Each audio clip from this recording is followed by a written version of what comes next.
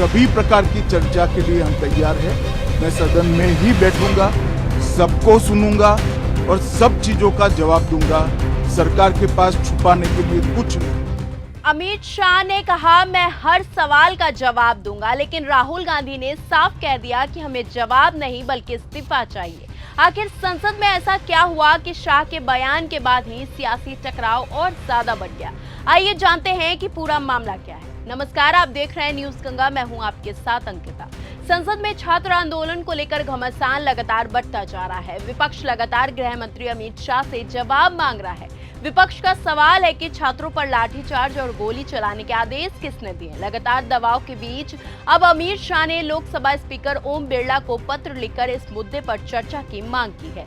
शाह ने कहा है कि चर्चा के लिए जो समय तय किया जाएगा वो उस दौरान सदन में मौजूद रहेंगे और विपक्ष के सभी सवालों का जवाब भी देंगे। सबसे पहले तो लापता, भाग गए, भगोड़े हैं, इस प्रकार की भाषा भारत की सार्वजनिक जीवन में और संसदीय जीवन में अभी अभी सुनाई पड़ती है। संसद में चर्चा करने के नियम बने हैं, तरीके बने हैं। अब मुझे कोई कहता है कि आप एक स्टेटमेंट दे दो, इतने गंभीर मसले पर इस तरह से चर्चा नहीं हो सकती है। शायद आपके पद्धति में होगा, मगर संसदीय पद्धति ये नहीं है। हर चीज लिखूंगा और हर चीज का जवाब दूंगा, जिससे देश की जनता के सामने सारी चीजें स्पष्ट हो जाए, दूध का दूध और पानी का पानी हो जाए। अब विपक्ष ने तय करना है कि उनको चर्चा करनी है या हंगामा करना। लेकिन कहानी यहीं खत्म नहीं होती है। अमित शाह के जवाब देने की पेशकश के बाद राहुल गांधी ने सीधे उन पर निशाना साध दिया है।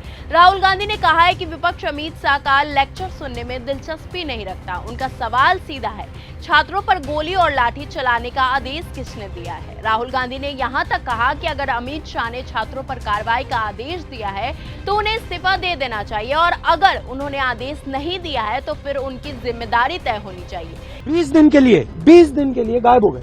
यहाँ बैठे थे, गाड़ी आती थी जाती थी, 30 गाड़ियां उनके। Student should know this. 30 cars around Amit Shah. उनके घर के सामने जाइए, वहां पे मतलब 1000 पुलिस वाले खड़े हुए हैं कि कोई बच्चा ना आ जाए। तो गुब्बारे में से गैस निकल गई।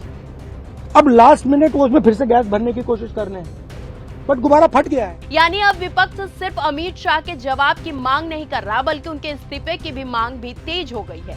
वहीं अमित शाह ने विपक्ष के रवैये पर पलटवार किया है। उन्होंने कहा है कि इतने गंभीर मुद्दों पर संसदीय प्रक्रिया की तहत चर्चा होनी चाहिए। उन्होंने साफ कहा है कि वो हर सवाल का जवाब देंगे ताकि देश की जनता के सामने पूरी तस्वीर स्पष्ट हो सके।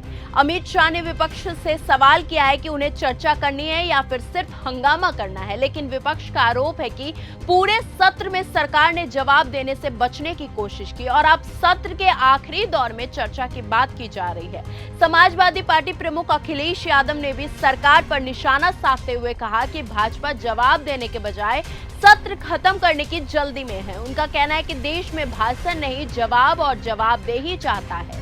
तो अब सबसे बड़ा सवाल यही है कि क्या अमित शाह विपक्ष के दबाव में आज सत्र के आखिरी दिन सदन में जवाब देंगे, और क्या इस्तीफे की मांग भी आगे बढ़ाई जाएगी? संसद का सियासी संग्राम अब जवाब से आगे बढ़कर जिम्मेदारी और इस्तीफे तक पहुंचता दिखाई दे रहा है।